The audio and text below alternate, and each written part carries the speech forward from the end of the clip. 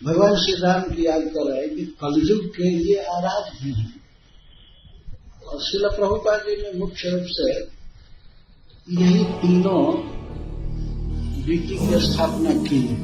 तीनों देव, भगवान श्री राम, श्री कृष्ण और श्री चैतन्य महाप्रभु।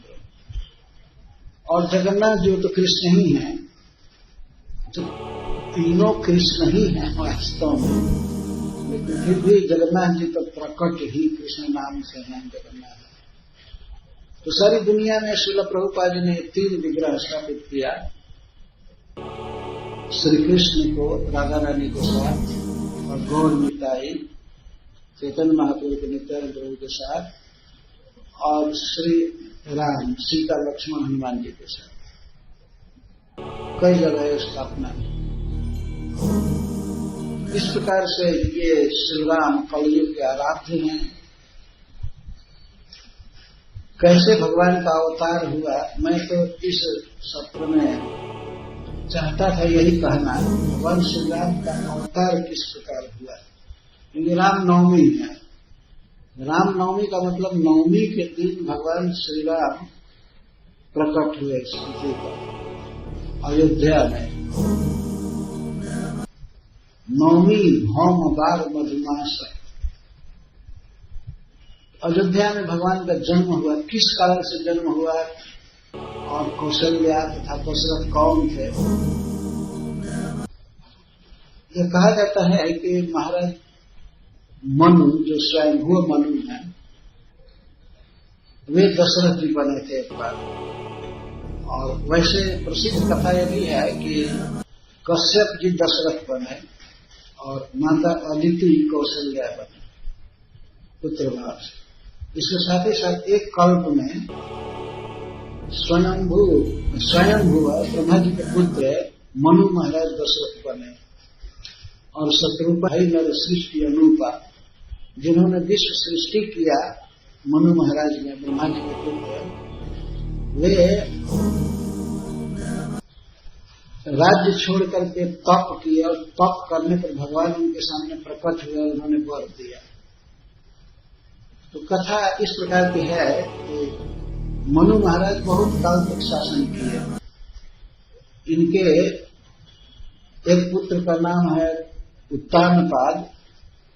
नृपोत्तानपाद सुत जासु ध्रुवहरि भगत भयौ सुतास। उत्तानपाद इनके पुत्र थे, जिनके पुत्र ध्रुव महाराज थे, उत्तानपाद के पुत्र, और भगवान के बहुत बड़े भक्त थे ध्रुव। लघुसुत नाम प्रिय व्रत पाढ़, वेद पुराण प्रशंसा ही जाए।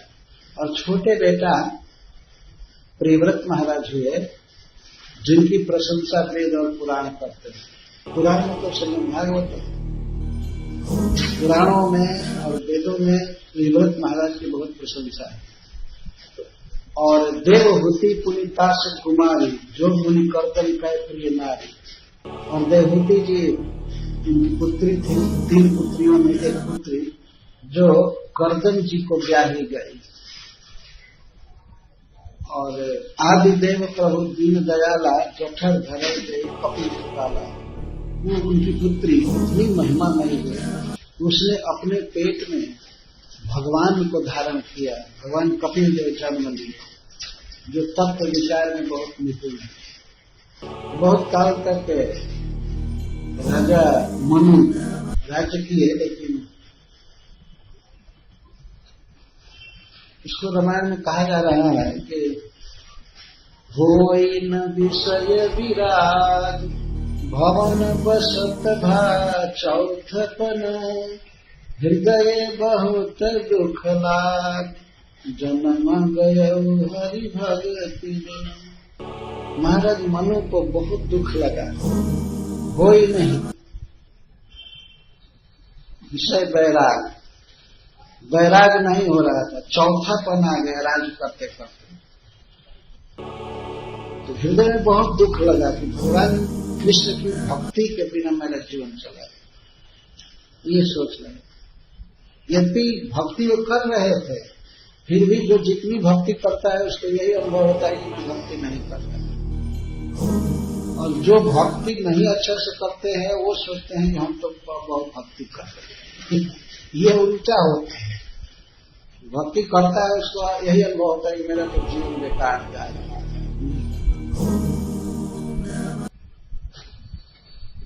तो बल बस राज सुतहि तब दीन्हा, नारी समेत गवन बन कीन्हा।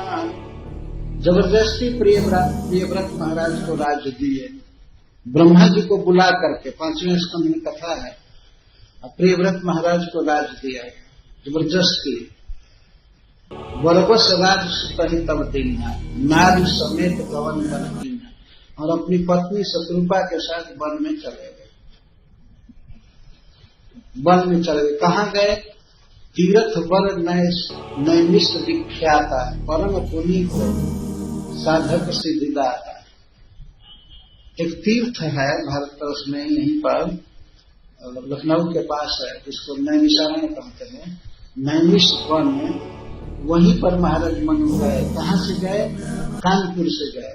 बिठूर, गंगा जी के तट पर एक प्राचीन शहर है जो ध्वस्त हो गया है। बिठूर मनु महाराज की राजधानी थी, बरहिस्मतीपुर। उसका नाम था बरहिस्मतीपुर, इसीलिए उसको बिठूर कहते हैं। तो वहां से नैमिषारण्य में गए। वहां से नैमिषारण्य बहुत दूर नहीं है, वो गए। तो गोस्वामी तुलसीदास जी वर्णन करते हैं कि तीर्थ वर नैमिष विख्यात है। तीर्थों में एक श्रेष्ठ तीर्थ है नैमिषारण्य, जो अति पुनीत है और साधकों को, भगवान के भक्तों को सिद्धि देता है, भगवान का ध्यान देता है। तो वहां वे गए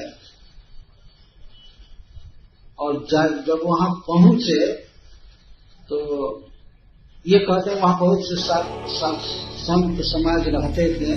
तो हर्षित मन से, बहुत ही उमंग के साथ वे गए नैमिषारण्य और पहुंचे जाए धेनुमती तीरा। धेनुमती मतलब गोमती। वहां जाकर के गोमती में स्नान किए। आज भी गोमती नदी वहां बहती है, हम लोग भी स्नान किए हैं। तो गोमती में स्नान किए, स्नान करके और फिर उस क्षेत्र में जो जो तीर्थ थे, जहां जहां तीर्थ रहे, सुहाए मुनि ने सकल साधन करवाए। तो मुनि लोग सब जगह घुमाए, ये तीर्थ। जैसे वृंदावन में हम लोग जाते हैं, मथुरा में तो बक्सर में है, नंदगांव है, गोवर्धन है, गोकुल आदि। तो नैमिषारण्य में भी आसपास में बहुत से तीर्थ है। मुख्य तीर्थ है चक्र तीर्थ। तो और भी सब तीर्थ घुमाए, मुनि लोग करवा रहे थे महाराज स्वयंभू को, मनु महाराज। तो वो गए, तीर्थ किए। कृष्ण शरीर मुनिपट परिधाना, सत्य समाज नीति सुनी पुरानी। नैमिषारण्य में मुख्य काम क्या था मनु महाराज का? एक तो आहार कम करते थे, इसलिए कृष्ण शरीर हो गया, दुबला पतला शरीर। तपस्या करते थे। और मुनिपट परिधान, मुनि लोग जैसे वस्त्र पहनते हैं वैसा वस्त्र पहनते थे। मुनि लोग कोई पुराना कपड़ा कोई फेंक दिया है उसको लपेट लेते हैं, या केला पहनते हैं, बहुत साधारण कपड़ा पहनते हैं। भाल न खाइबो और भाल न पड़िबो, चैतन्य महाप्रभु विरक्तों के लिए कहते हैं। अच्छा मत खाना और अच्छा मत पहनना, भाल न खाइबो और भाल न पड़िबो। रघुनाथ दास गोस्वामी को चैतन्य महाप्रभु उपदेश। तो महाराज मनु नैमिषारण्य में मुनि पट पहनते थे, साधु की पोशाक। तो काम क्या करते थे? सत्य समाज नित्य सुना ही पुराना। संत के समाज में, भक्तों के समाज में नित्य पुराण सुनते थे। पुराण से तात्पर्य श्रीमद् भागवत। साधु का यही काम है, साधारण रहना, साधारण खाना और नित्य भागवत सुनना, ये काम है। सत्य समाज नित्य सुना ही पुराना। और इसके साथ जप करना, द्वादश अक्षर मंत्र पुनि जप ही सहित अनुराग, वासुदेव पद पंकज, दंपति मन यति लाग। और जप करते थे। क्या जप करते थे? द्वादशाक्षर महामंत्र, ओम नमो भगवते वासुदेवाय, ये जप करते। ये भी महामंत्र है, इसको बार बार महामंत्र कहा गया है। और द्वादशाक्षर मंत्र, इसको जपते थे। द्वादश अक्षर मंत्र को जप ही सहित अनुराग, अनुराग के साथ जप करते थे। अनुराग से जपना चाहिए। अनुराग मतलब एकदम तहे दिल से भगवान में मन लगा करके, हरे कृष्णा कृष्णा कृष्णा हरे हरे, हरे राम द्वादश अक्षर मंत्र को जप ही सहित अनुराग, वासुदेव पद पंकज, दंपति मन अनुराग। वसुदेव नंदन भगवान श्री कृष्ण के चरण कमल में मन लग गया। यह चरण कमल से तात्पर्य है समग्र सौंदर्य शरीर, उसी का चिंतन करते थे। वाणी से नाम जप करते थे, मन में भगवान के सुंदर रूप का चिंतन करते थे, और कान से श्रीमद् भागवतम से सत्य समाज में सुन।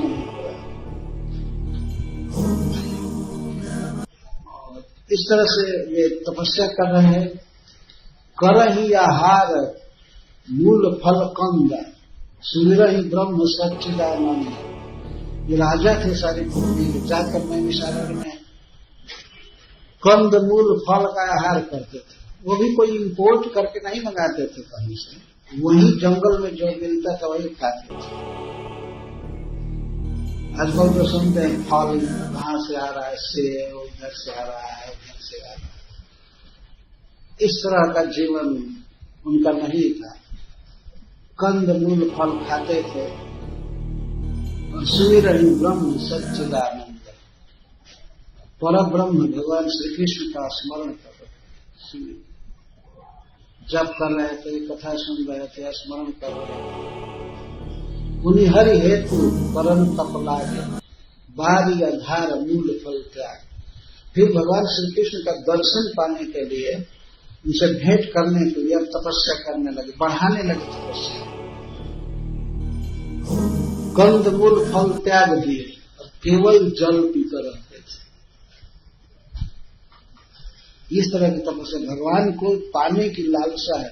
और क्या लालसा है वो आगे बात आएगी। ये चाहते थे कि भगवान के समान हमें पुत्र मिले, मतलब भगवान पुत्र मिले। भगवान के समान दूसरा कोई भगवान है नहीं, तो कृष्ण को ही चाहते थे कि हमारे पुत्र बने। इस तरह से स्मरण कर रहे थे।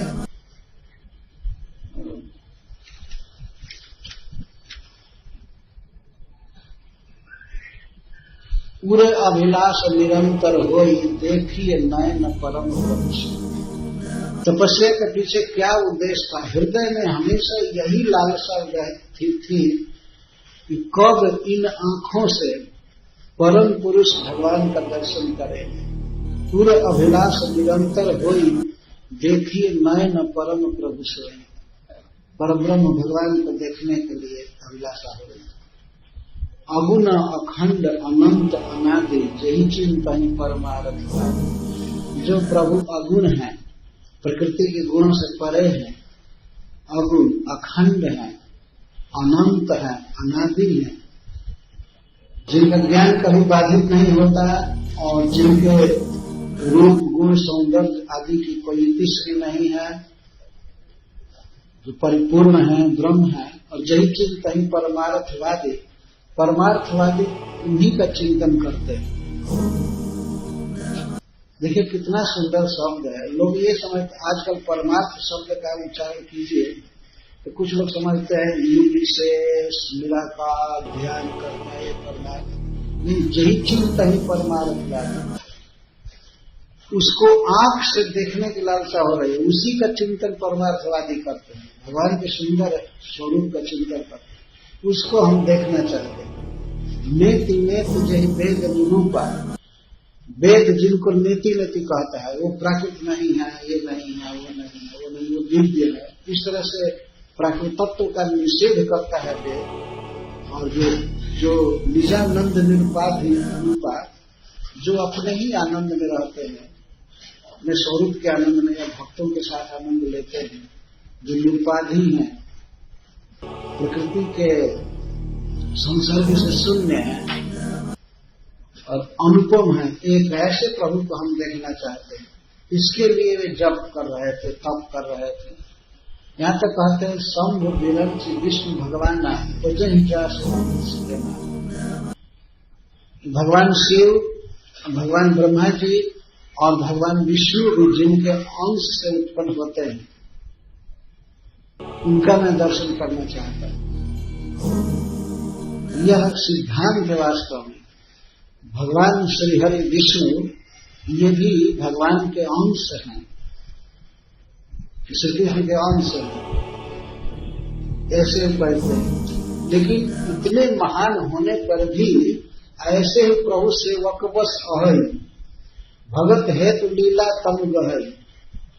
ऐसा महान होने पर भी प्रभु भक्तों के वश में है, सेवक बस अहै, अपने सेवक के वश में होते हैं प्रभु।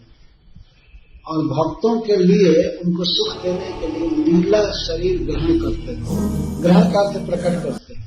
भागवत में कई बार बात है, अपना स्वरूप भगवान प्रकट करते हैं भक्तों के लिए। वास्तव में असुरों का संहार और पृथ्वी का भार दूर करना है तो संकल्प से कर सकते हैं, लेकिन भक्त उन्हें देखना चाहते हैं, उनसे बात करना चाहते हैं, उनको छूना चाहते हैं, खिलाना चाहते हैं, झूला झुलाना चाहते हैं, बलवाही देना चाहते हैं। ऐसे तो भक्तों के हित के लिए वे अपना स्वरूप प्रकट करते हैं। इसके बाद मनु महाराज कहते हैं, जो यह वचन सत्य श्रुति भाषा तो हमारे पूजनीय अभिलाष। यदि यह बात वेद बिल्कुल सत्य कहता है तो हमारी अभिलाषा कभी पूरा करें। एक अद्भुत बात है, कहते हैं कि यदि वेद का यह वचन सत्य है, इस तरह की बात भागवत में भी है। वेद के वचन कभी झूठे नहीं हो सकते, फिर भी ये कहने की एक रीति है कि यदि वेद सत्य बोलता है तो भगवान हमारी अभिलाषा जरूर पूरा करेंगे, हमारे आंखों के सामने जरूर प्रकट होंगे। यही विधि बीते बरस शत सहस बारिया आहार, संवत सप्त सहस्र पुनि रहे समीर। 6000 वर्ष तक इस तरह से भजन किए, पानी पी करके, केवल कंदमूल तो बहुत पहले छोड़ दिए थे। 6000 वर्ष तक केवल जल पी करके भजन किए। भजन में वही कथा सुनना और जप करना, जप करना और कथा सुनना, यही भजन है। 6000 वर्ष और 7000 वर्ष जल छोड़ करके रहे समीर आहार, फिर हवा पी करके रहे 7000 वर्ष। इसे कैलकुलेट करके लिखा गया, ऐसा नहीं कि अंदाज से लिख दिया, नहीं तो कई लाख वर्ष कह दिया जाता है। 6000 वर्ष पानी पीकर केवल, और वो भी रोज पानी नहीं पीते थे, और 7000 वर्ष केवल सांस लेकर पानी में। वर्ष सहस 10 त्यागे सोई, और 10,000 वर्ष उसके बाद वो सांस लेना भी बंद कर दिए, हवा खाना बंद कर दिए, और एक पैर से दोनों खड़े हो गए। मनु महाराज और सतयुग महाराज ठाहे रहे एक पल, 2 पैर से भी नहीं कर, एक पैर से खड़े हो गए। भगवान को पाने के लिए अगर कोई इतना कष्ट करे, क्यों नहीं भगवान उसके पुत्र बनेंगे और मित्र बनेंगे, वो आ जाएंगे। इस तरह से भजन किए। तो विधि हर तप देखी अपारा, मनु संगीत आए बहुबारा, मांगो बर बहुभांति लोभाए, परम धीर में धर चला ही चलाए। तो ब्रह्मा जी आते थे हंस पर चढ़ करके, भगवान भी आते थे गरुड़ पर चढ़ कर, और शिव जी भी नंदीश्वर पर आते थे। तपस्या कर रहे थे खड़े होकर के, शरीर बिल्कुल सूख गया था, केवल हड्डी मात्र रह गया था शरीर में और कुछ नहीं था। तो मांगो हूं वर, ये तीनों आते थे, कहते थे वर मांगिए, वर मांगिए, हम बड़े प्रसन्न हैं, आप वर मांगिए। लेकिन परम धीर नहीं चल रही चला। मांगो हूं वर बहुभांति लोग है, बहुत लोग दे रहे थे कि वर मांगिए, लेकिन नहीं दिए। वो तो चाहते थे कि भगवान हमसे कहे कुछ और ले आवे, मतलब परम पुरुष परब्रह्म भगवान आवे। अस्थि मात्र हो ही रहे शरीरा, तदपि मनाग मन ही पीड़ा। अस्थि मात्र केवल शरीर में था, फिर भी मन में कोई पीड़ा नहीं थी। तो प्रभु सर्वज्ञ दास निज जाने, प्रभु तो सर्वज्ञ हैं, सबके हृदय में जानते हैं।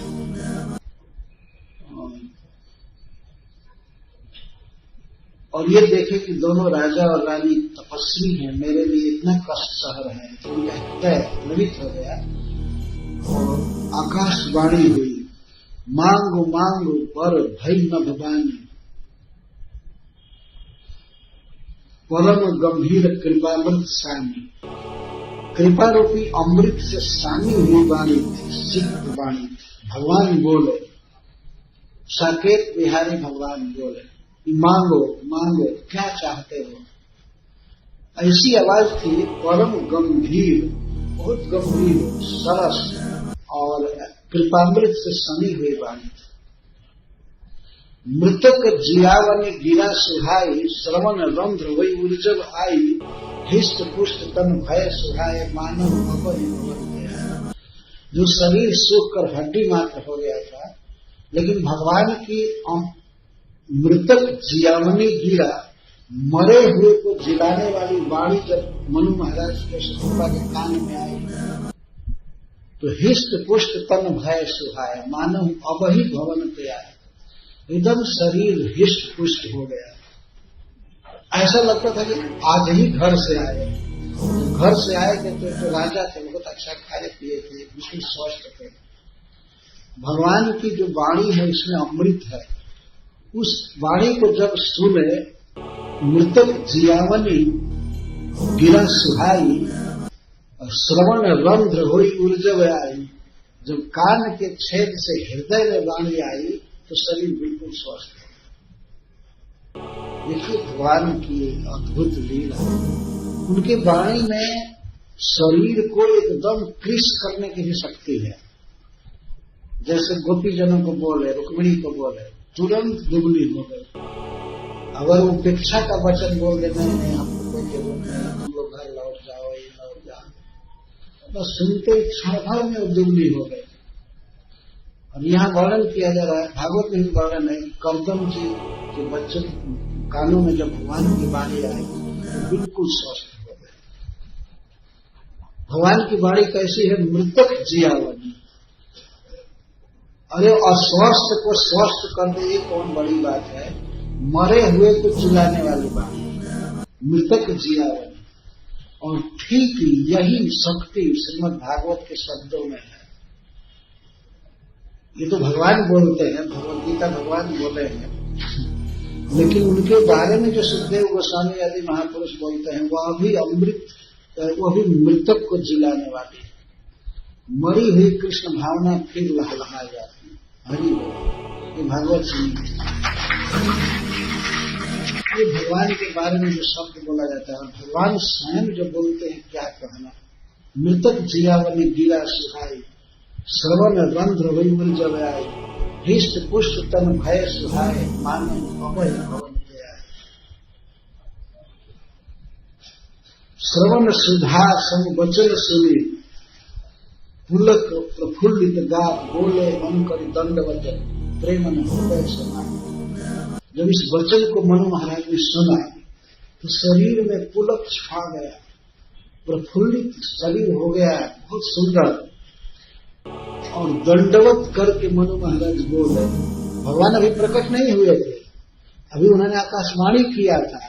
उस आकाशवाणी को सुन करके दंडवत प्रणाम करके बोले, सुन सेवक सुरे तरु सुर विधि हरिहर बंद वंदित पद रेणु। है अपने सेवकों के लिए कल्प वृक्ष और कामधेनु। आप सुनिए, श्रृणु को ही सुनु कहा जा रहा है हिंदी में। सुनु सेवक सुर तरु सुर धेनु, विधि हरिहर वंदित पद रेणु। ये है भक्त का भाव, अनुभव। भगवान अभी दिखाई नहीं पड़ रहे हैं, उनकी वाणी आ गई, उसी से रियलाइज कर लिए कि भगवान की वाणी है। तो कहते हैं सुनो, सुनो, हे प्रभु सुनिए। सुर तरु सुर धेनु, सेवक सुर तरु सुर धेनु। अपने सेवक के लिए, दास के लिए आप सुर तरु हैं, कल्प वृक्ष हैं, और सुर धेनु कामधेनु है। भक्तों की सारी इच्छा पूरी करते हैं। जैसे कल्प वृक्ष अपने आश्रय में आए हुए की इच्छा पूरा करता है, वैसे ही जो आपके दास हैं, सेवक हैं, उनकी आप इच्छा पूरी करते हैं। तो आप मेरी भी इच्छा जरूर पूरी करेंगे। कामधेनु और कल्प वृक्ष दोनों इच्छा पूरी कर देते हैं। तो भगवान अपने सेवकों के लिए, अपने भक्तों के लिए सुर तरु है और सुर धेनु है। सुनु सेवक सुर तरु सुर धेनु, विधि हरिहर वंदित पद रेणु। और आपके पद रेणु की वंदना, चरण धूलि की वंदना ब्रह्मा विष्णु और शिव करते हैं। विधि हरिहर वंदित पद रेणु, अथवा हरि का इंद्र भी कर सकते हैं। उनके द्वारा आपके चरण कमल की वंदना होती है। बहुत सुंदर भगवान का विशेषण दे रहे हैं। सेवत